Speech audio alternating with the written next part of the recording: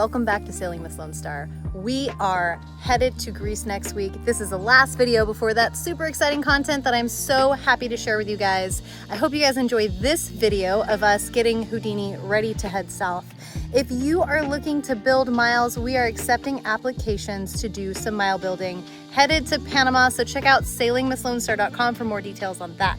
If you'd like to help us get our sea legs back, we're meeting in Puerto Vallarta in December, which is a great time for you guys in the cold to shake off the snow and come spend some time in paradise. So get in touch, sailingwithlonestar.com. One of the biggest gifts of travel is a chance to immerse yourself in something completely new.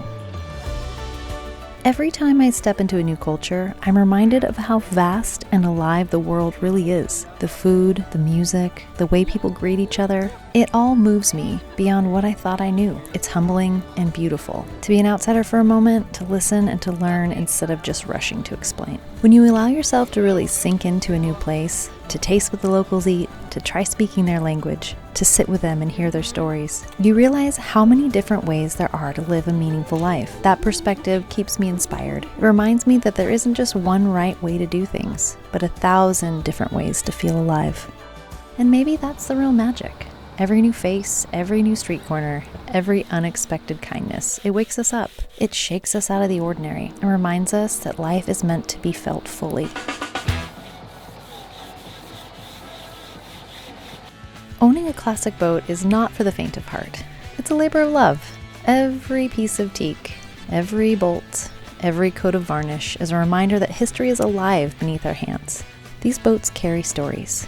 They've weathered storms and carried families across vast oceans. They've held memories from decades past. When you take ownership of one, you're not just buying a vessel, you're becoming a part of its lineage. Restoring a boat like this means honoring what it once was, while also shaping it into something even better. It's long hours of sanding, fixing, learning, and sometimes failing. But if you don't love the work, if you don't find joy in the process, it's impossible to keep going. For me, that's the beauty of it. Every repair, every improvement is an act of devotion. It's proof that when you truly love something, you're willing to give it your time, your energy, and your patience. Esteban has gotten really good at making ceviche, so I'm gonna head over to the fish market just right across the way here and grab a nice piece of fish to fuel up before we start working.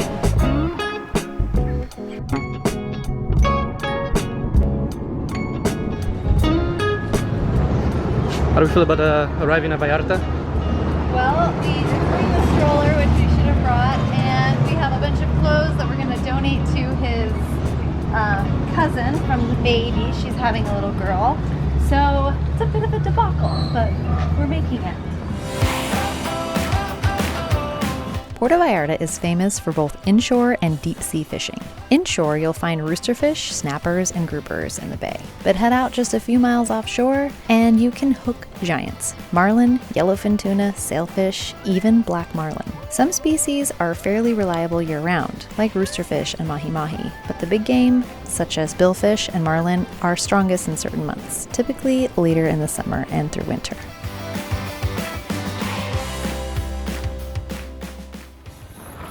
Because we want to take the pressure from this off of this wood, because that's why it's split up. And then once we take that pressure off, we can remove these and we can see how we can put it back down. I don't want to take these rails off, so this is a little bit outside of my pay grade, so I kind of want to figure out what the plan is. But the first step is going to be to take the multi-tool and to get it in here, and I think you're going to have to kind of come a little bit from the top and a little bit from the bottom. But I want this to be like nice and rounded and look artistic. Yes. But take as little material off as possible.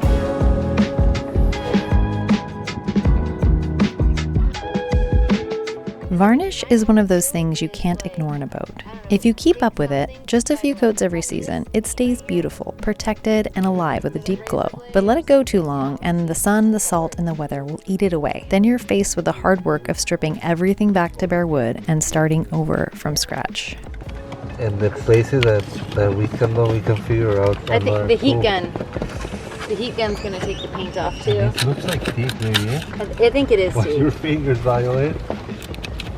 Yes, looks like teak. So tomorrow I'm gonna teach you guys how to take these plugs out. and then we'll remove these, and then once you guys remove these, we're gonna varnish them. And then We're gonna okay. Yeah. Perfect. yeah, and then when we take these, make sure to save these guys, and when we reinstall them, we'll make Yes. them all like.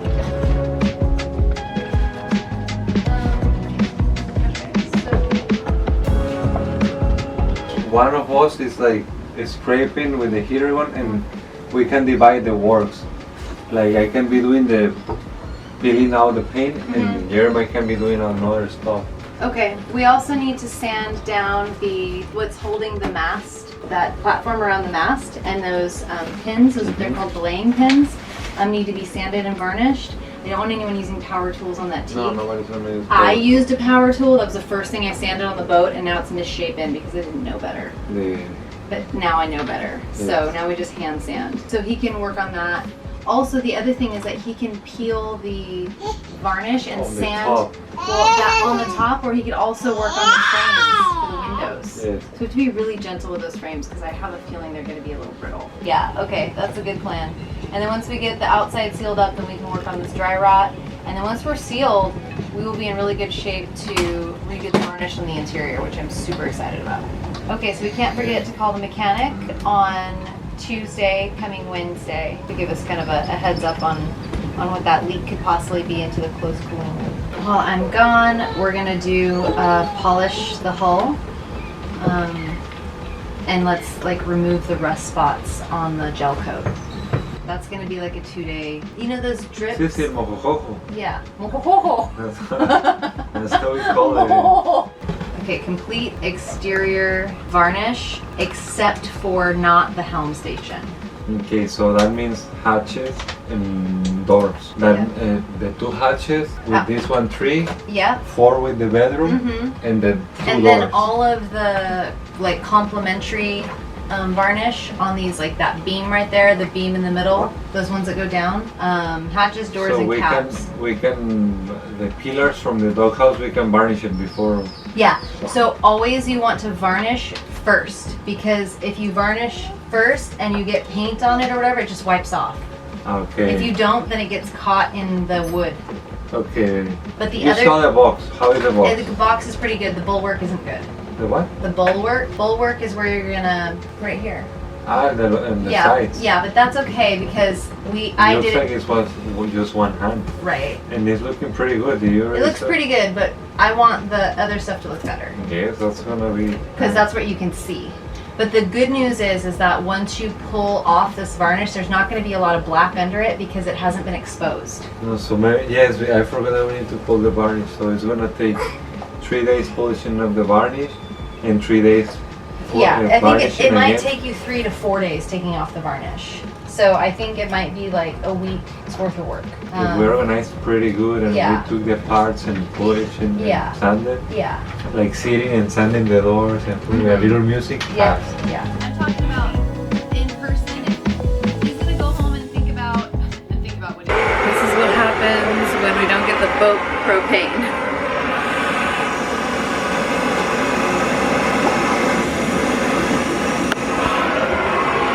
Thank God for the jet oil. Oh, good Lord.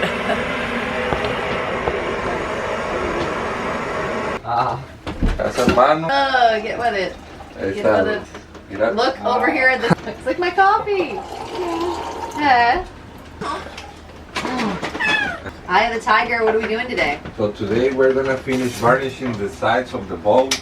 Number 1. Number 2, we're gonna close the varnish that we already have the 3 Woo! layers on it. And basically we're gonna start like, we're gonna take out the rail also. That's okay. gonna be another project. Yeah. We need to call the mechanic. Oh yeah, we gotta call the mechanic. But can I send you guys over to get the propane and set that And up? diapers. Okay, yes. that's numero uno. Numero Mission 1.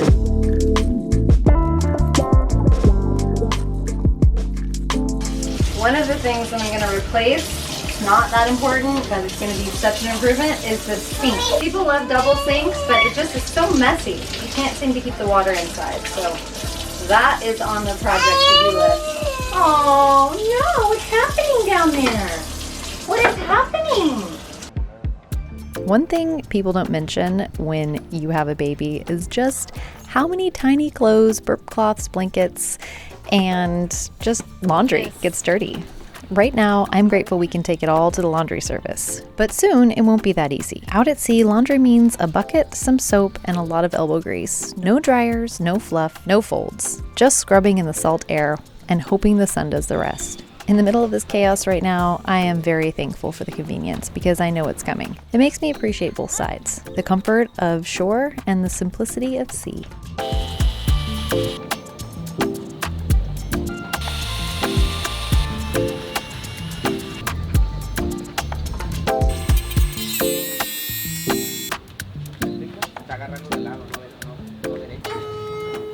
Buenas tardes, Felipe. Nada más me dijiste que te recordara que el día de mañana ibas a venir a checar el motor del Ford Lemon.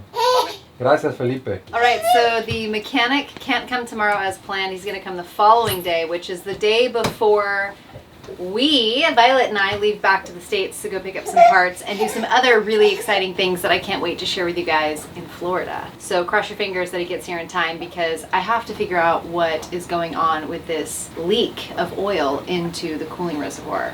I'm a little nervous.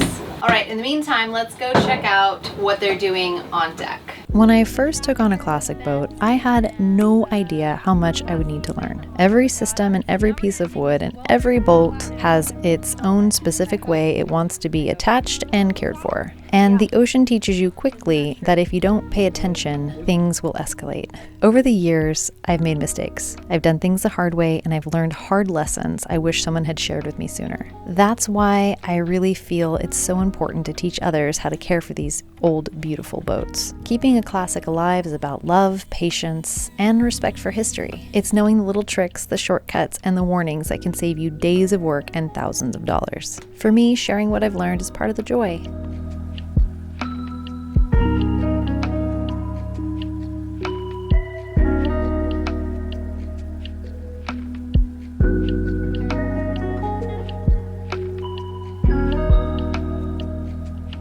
So I just put in a call to my friend who's going to hopefully come over and help us kind of go through some of the cupboards. Every 6 months or so, you should clear everything out. At least that's what I do with my cupboards because things tend to accumulate on a sailboat. And when space is at a premium, you really should reconcile every now and then.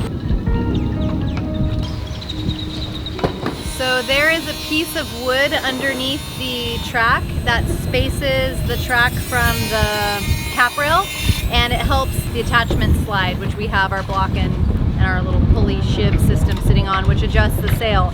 So I'm hoping that that piece of wood underneath stays intact and we don't have to replace it because that would be a bummer. So these holes that right there, we're gonna use epoxy resin and fill them and sand it, and then we will paint with that oxygen paint. Same with a butterfly hatch. There's some chunks missing out of the bottom side, and we'll epoxy those so they're smooth.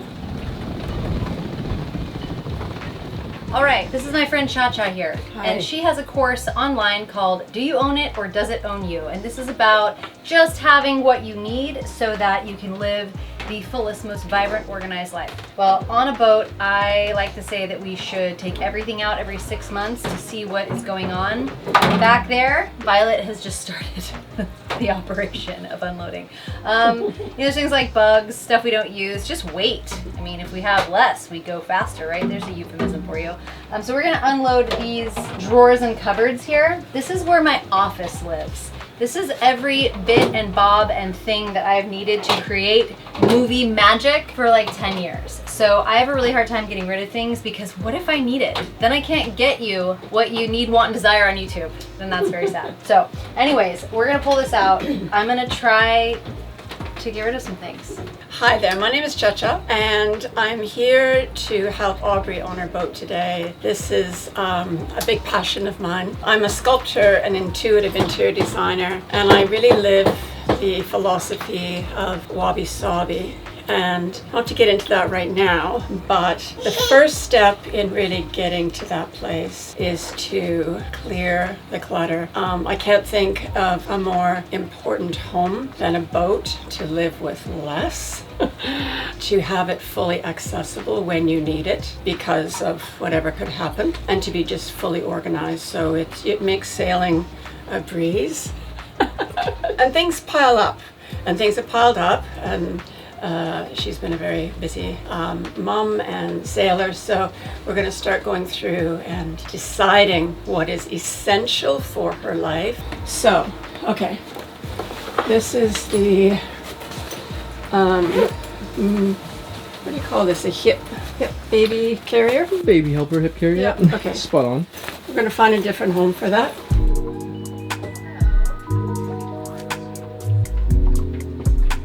Oh yeah, go Violet, go Violet, go Violet. Okay, that goes in the bedroom. Bravo! What does one do with a pocket full of coins from all different parts of the world? I don't know.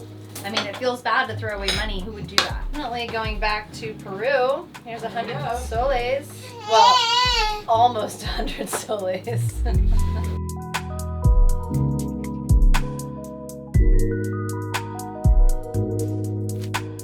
This, my dear friends, are pieces to the winch that I don't think will ever be a part of the winch again, but I've saved them anyway. Oh, where did this come from? All right, Sam, so if you ever see a piece of wood like this on the boat, it's teak. And I know it looks like garbage, but it's actually not. You can wood glue this back into place and then varnish it, or you can epoxy it back into place. So it makes fixing the woodwork so much easier. I know where this one goes, but I don't know where this one goes. But we're gonna find out. So we're gonna keep our drone. We've got the DJI.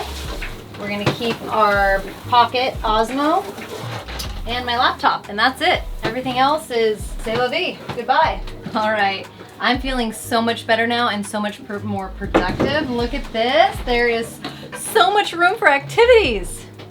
All right, there's my headphones. The oldie but goodies. I can fit my laptop in here, and I'm feeling so fresh and so clean. Thank you so much, Cha-Cha. So if you guys are looking for some help on your boat and you would like the lovely Cha-Cha to join you, reach out, put a comment below, and I will send you her details.